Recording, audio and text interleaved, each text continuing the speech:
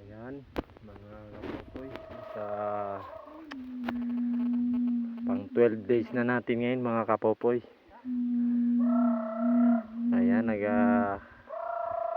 yan yung traditional na pagbablow ng palay dito sa bundok. Ito ating mga tropa, matagal na ating isang linggo na ang ating magdalawang linggo ng ating samahang walang katulad. Ayun, nagpapatunog yung siya.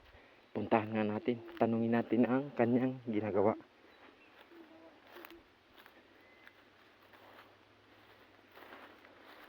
Ito na. Magandang umaga, pwedeng magtanong. Certified ka po ka ba? Yes po. Ano yung ginagawa mo? Mag-vlog po. Sige, hipan mo nga yan kung ano.